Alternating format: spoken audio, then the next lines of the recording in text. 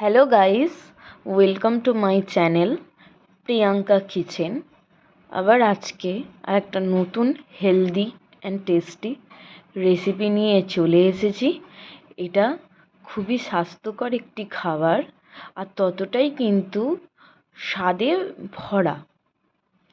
তো আজকে আমি পাতলা মাছের ঝোলের রেসিপি নিয়ে চলে এসেছি অনেক ভেজিটেবল দিয়ে। দেখো, দেখতে কিন্তু খুবই সুন্দর লাগছে, কালারটাও কতটা সুন্দর এসেছে।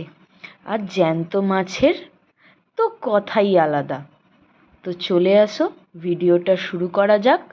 স্কিপ না করে ভিডিওটি সম্পূর্ণ দেখার অনুরোধ রইল। তো এখানে আমি বড় বড় দুটো আলু নিয়েছি, নিয়ে ভালো করে পরিষ্কার করে ধুয়ে নিচ্ছি। এখানে আমি জ্যান্ত মাছ ব্যবহার করেছি, তেলাপিয়া আর রুই মাছ। আমি ভালো করে নুন হলুদ মাখিয়ে 2 ঘন্টা রেখে দিয়েছিলাম, যাতে ভালো করে নুনটা মাছের ভিতরে ঢুকে যায়। তাহলে মাছ খেলে মাছে বেশ নুন লাগে। কড়াইয়ে আমি তেল দিয়ে দিচ্ছি। এই রান্নাটা আমি সম্পূর্ণ সর্ষের তেলে করেছি। তেলটা গরম হবার পর আমি পরস্পর করে একের পর এক মাছ তেলে দিয়ে দিচ্ছি। এখানে কিন্তু মাছগুলোকে বেশ লাল লাল করে কড়া কড়া করে ভাজতে হবে। তারপরে আমি এখানে আলু দিয়ে দিচ্ছি তেলে। আলুগুলোকেও বেশ একটু গোল্ডেন ব্রাউন করে ভেজে নিতে হবে। দেখো, আমি এখানে আলুগুলোকে ঠিক গোল্ডেন ব্রাউন করে ভেজে নিয়েছি। এবার তেল দিয়ে ছেঁকে তুলে নিচ্ছি। আলুটা সেপারেট করে ভাজলে খেতে কিন্তু ততটাই সুন্দর লাগে।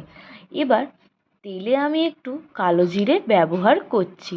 কালো জিরে দিয়ে আমি এখানে লঙ্কা চিড়ে রেখেছিলাম, লঙ্কা দিয়ে দিলাম। এতে কিন্তু স্বাদটা খুব ভালো আসে।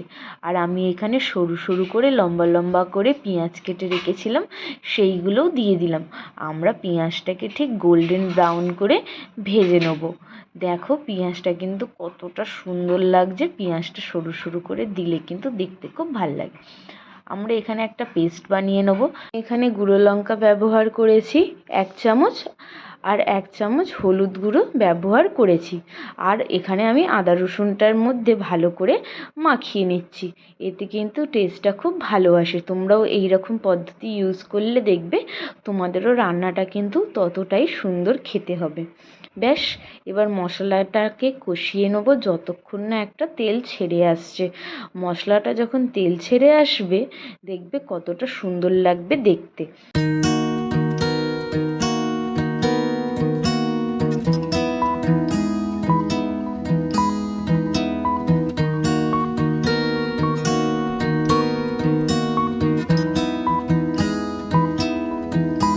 আমি এখানে ক্যাপসিকাম আর আলু দিয়ে দিয়েছি, দিয়ে কিন্তু ভালো করে কষিয়ে নিতে হবে।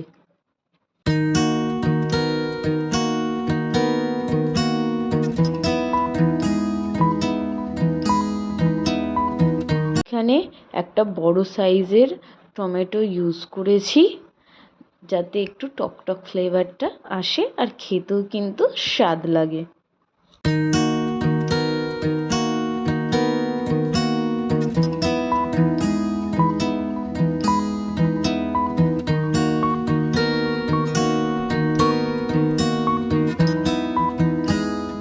নুনটা আপনারা স্বাদ মতো দিয়ে দেবেন।